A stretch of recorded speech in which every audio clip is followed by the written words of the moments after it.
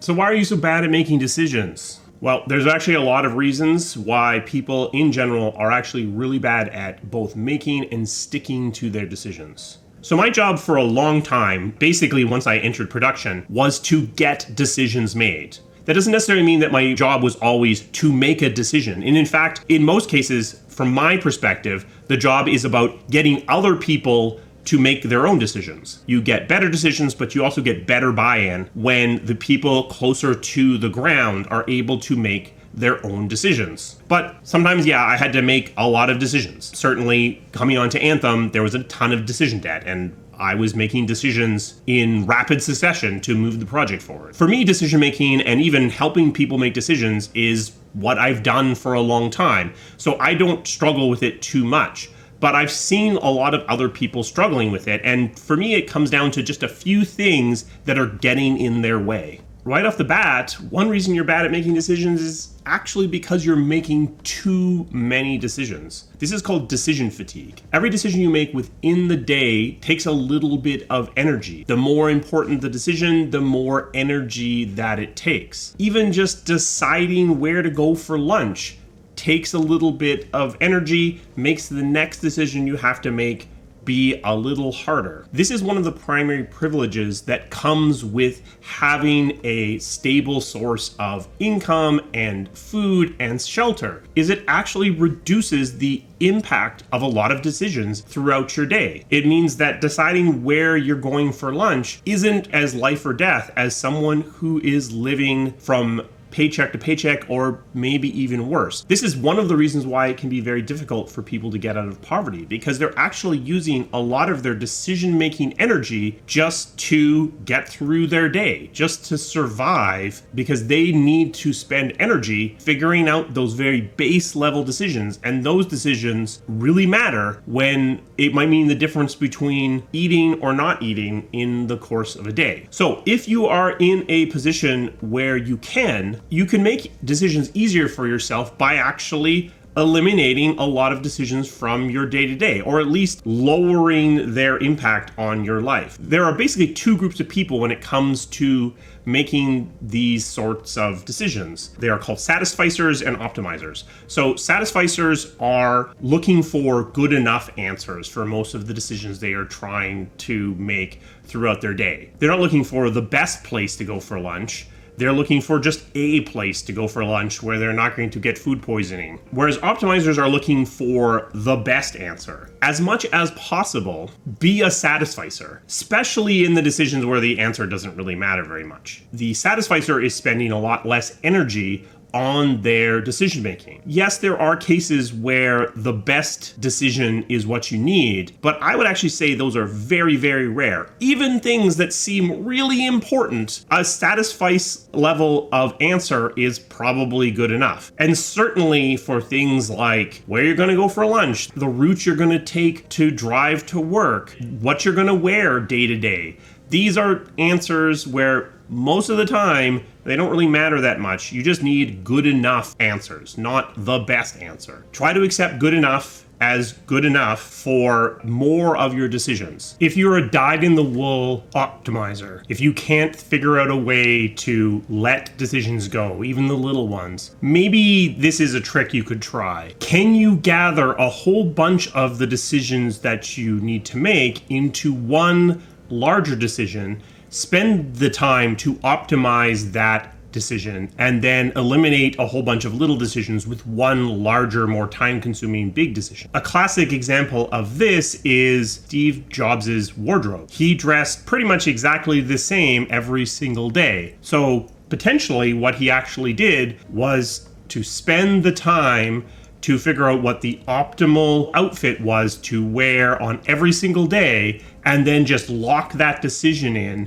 for long term. So he used an optimizing strategy in order to eliminate a bunch of decisions. Now, I'm a satisficer, so I'm not 100% sure that that's what was going on there, but potentially, if you're an optimizer, it's something to think about. Is there a way that you can eliminate a bunch of your time-consuming small decisions by turning them into a single, much larger decision that you spend the time to optimize for a long period of time? But also, where you can, offload those decisions to other people and other processes. If you manage people, let other people make decisions. It empowers those people, but also it gets those decisions off your plate. But if you do that, you also have to live with those decisions that you're giving other people to make. Because if you come in and override every single decision that another person makes, one, you haven't actually offloaded the decision at all, you're still making the decision. And two,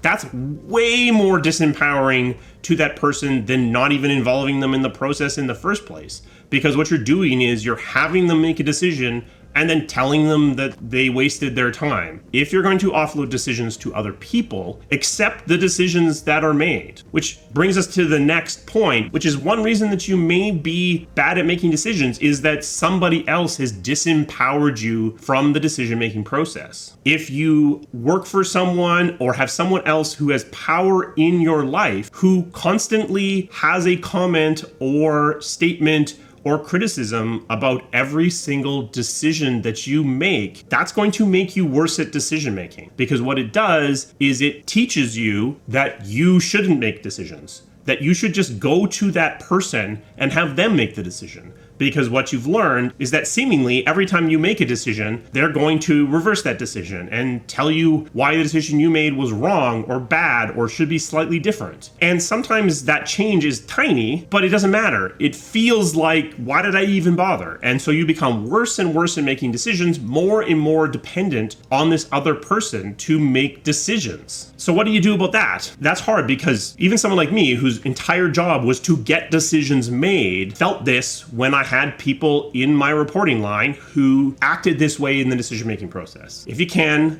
call them out on it, push back on their override, maybe keep some of your decisions secret. Because often the reality is these people don't really actually care. They are doing this interference as a form of interaction with you. Because you're coming to them with a decision that you have made, they're interpreting that as you asking for them to be involved. For a lot of people, being involved means providing feedback, pushing back, making changes. You could consider leaving a plug cover off with some of these people. What I mean by that is go to them with decisions where you want them to change things, but just avoid going to them with decisions where you're happy with where you are and you don't want their interference. The managers who are listening might be cringing right now because I'm basically telling people to potentially go around you and hide decisions from you. But if you are a manager who is constantly overriding and changing the decisions of the people who work for you, you are doing a bad job. You are making those people who report to you worse at their jobs by making them worse at making decisions. And you want them making decisions. If you take this far enough, they are not going to be able to do their job. You are going to have to hold their hand through everything. So stop it. There is a movement within business, I guess, to make decisions at the last responsible moment. And that makes sense on the surface, because if you don't need to make a decision right now, you probably shouldn't, because the moment when it is a decision that you need is the best moment to make it, because today is different from tomorrow, and if there's no reason to make that decision today, you probably shouldn't. So I do agree with this in practice, but what I've seen happen is that people have used this as an excuse to delay making decisions. And as a result, they put off decisions way past responsible and make decisions at the last possible moment. The reality is that a great decision late is way worse than a mediocre decision on time. Don't delay decisions beyond a reasonable point. And I would put forth that in many cases, you're better off making the decision early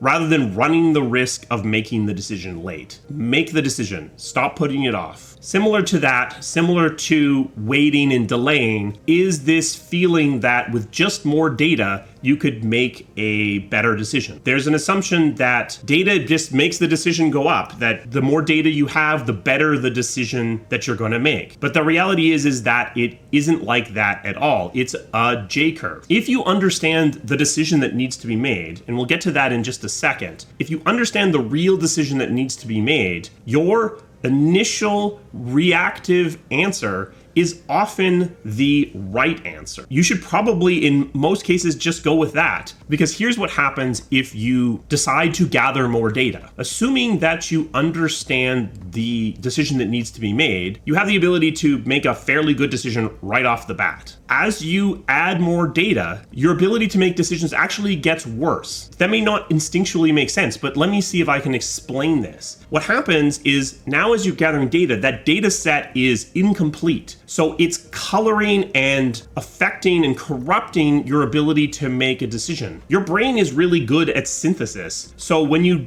knew this broad thing, you could kind of make a snap decision and it was gonna be pretty good. As you gather incomplete data, you can no longer do that. So now maybe you've only got data from one department on one specific topic. So now it looks like you should do something very specific, but it's actually probably incorrect because other data from other departments and other disciplines is missing. And you have to actually, now that you've come down, you have to fight your way to this middle part of the J-curve in order to make a decent decision again. Now you need to actually start to gather more and more data. Now you need to weigh your success criteria against each other. Now you need to make sure that you have all of the right people involved in the decision-making process. And in my experience, a lot of times, all you're going to do is you're going to spend all this time down here in the J-curve and you're going to make the exact same decision that you would have made in the first place. Just you spent tons and tons of time to gather tons and tons of data and not really make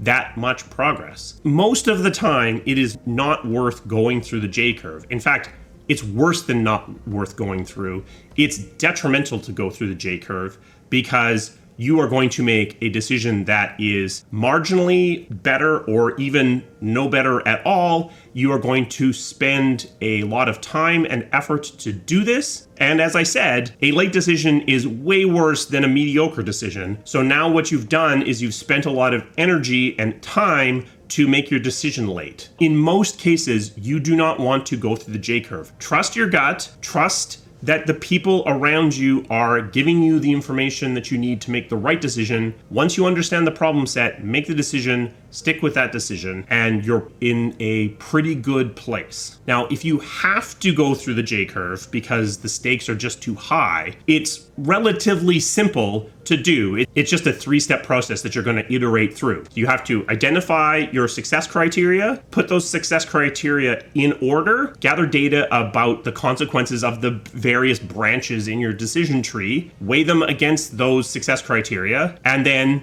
now that you know a little bit more, reevaluate your success criteria, come up with a new order and a new balance, and gather more data. And just go through that until whatever good enough looks like that you should have established at the start of this process, whatever KPIs you need to hit in order to have a good decision. As soon as you hit them, stop. It's awful and it takes a ton of time. That's how you get through, and sometimes with some decisions, that's what you need to do. But do not push every single decision through the J-curve. One reason that you're bad at making decisions is probably because you're just pushing way too many decisions through the J-curve. If you are evaluating a bunch of different restaurants based on their Yelp scores and calories in their salads and distance and a whole bunch of stuff, you are doing it wrong. Stop pushing so much stuff through the J-curve. Stop gathering so much data for every single decision you make. Trust your instincts, go with your gut. It's going to serve you pretty well most of the time. But in order to avoid going through the J-curve, you do need to make sure that you're actually making the right decision, that you're actually answering the right question. Sometimes people will come to you to make a decision, or sometimes you'll feel like you need to make a decision and you'll make a snap judgment, but you actually didn't spend the time to make sure you were actually answering the right question. That is critically important. Make the right decision on the right topic. Don't just answer the question presented. Understand the reason for the question before you make the decision, because sometimes the decision you're making will be super micro, But what you needed to actually do was take a little bit of a step back, see that the actual question was a little bit bigger, and make a decision on that as opposed to this little tiny thing. And by jumping and making that decision too quick on that little micro thing, now you're making the wrong decision at the bigger level. This is also one of the places where bad actors live, because some people have learned that if they ask the question in a very narrow, very specific way, they can get the answer they want, even though they know that maybe they're not meeting the needs of the people adjacent to their area of questioning. So if you find that people are constantly coming to you to make these very micro decisions, that could be because you've disempowered them from making decisions, in which case, shame on you. But the second possibility is that what they're doing is that they are trying to strip away context from the decision-making process to get the answer that they're looking for by making it harder for you to actually answer the right question and to make the decision on the right topic, and instead try to focus it in on the specific thing that they want and ignore everything else around them. Before you trust your gut, make sure you're actually answering the right question. And then finally, a reason why I think lots of people are really bad at making decisions is because they are not willing to stick with the decision that they made. Give the benefit of the doubt to the made decision. Once you've made a decision, put a big heavy rock on it that says you cannot change this decision unless your argument is good enough to lift this rock off. It's not enough to say that this new direction is slightly better than the old direction, because changing direction, changing decisions causes churn, has consequences that often isn't taken into account. You need to stick to a decision if it's made, unless there is a large amount of data that indicates that you need to change it. Not simply this direction is slightly better. I talked about how a timely decision, even if it's mediocre, is better than a great decision late. The worst possible decision is we are going to change directions in the middle of our movement because this direction looks slightly better. That causes churn, it undermines your authority. It is something that you should only do under the direst of circumstances. Those will happen. Sometimes your original decision is so bad or the new direction is so good that it's worth the churn. But you need to avoid that. Put a heavy rock on your decision to hold it down as much as you can. I basically got decisions made and made decisions for a living for quite a long time. So for me, it's sometimes perplexing that people have difficulty making decisions.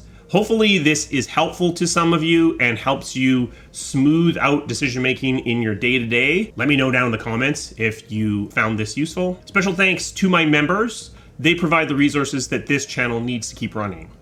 If you are interested in becoming a member, there's a link to that down in the description. If you found this interesting or useful, share it with somebody else because maybe they could use some help making decisions as well. Also, give it a thumbs up because that's going to show YouTube that you liked it. We have merchandise now. This is File It All and Let Triage Sort It Out, which I think is appropriate for a video about decision making because triage is nothing but hours and hours of decision making. There's a link, there's a shelf to that below this video as well. What are some ways that you improve your decision making? How do you offload some of your smaller decisions? Let me know these things down in the comments, especially if you have some tricks to cut down your decision making in a day-to-day basis. Love to hear it. I will see you again soon. Thank you.